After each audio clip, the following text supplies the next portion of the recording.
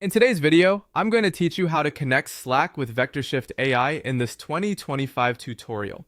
Before you connect anything to Slack, the first thing you need to do is build your VectorShift AI agent. Log into VectorShift, then create a new chatbot or AI pipeline. As you set it up, make sure you configure the core parts of the assistant, including the AI model, any optional knowledge base, your system prompts, and any tools or integrations you want it to use. Once that setup is done, test the chatbot carefully so you know it responds the way you expect. This part is important because Slack will only be useful if the assistant is already working correctly inside VectorShift. After that, open your chatbot in VectorShift and go to the Export tab. From there, enable deployment and save your changes. Your chatbot has to be deployed before the Slack connection can be established, so don't skip this part.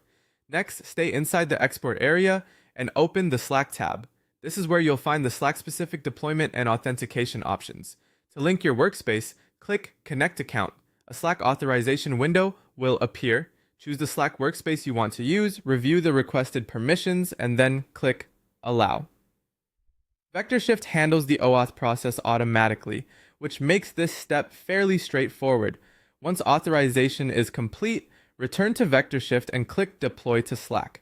Then wait for the deployment to finish. After that, your AI assistant should appear inside your Slack workspace.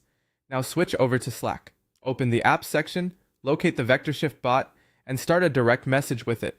Send a test message to confirm it's working. The response you receive should reflect the AI workflow, prompts, and tools you configured earlier in VectorShift.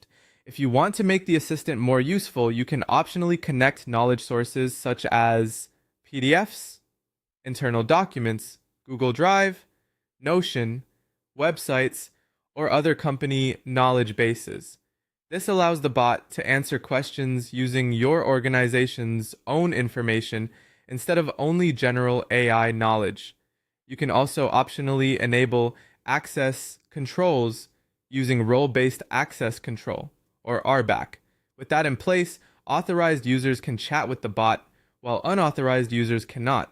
That's especially helpful if the assistant will be working with internal or sensitive business information. To finish, test a few common use cases.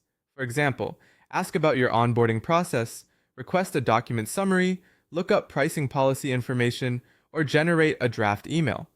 Make sure the responses match the knowledge sources and instructions you configured. Once everything is working, your Slack AI assistant can support internal knowledge search, onboarding, customer support, summarization, content generation, meeting prep, and process documentation, all without leaving Slack.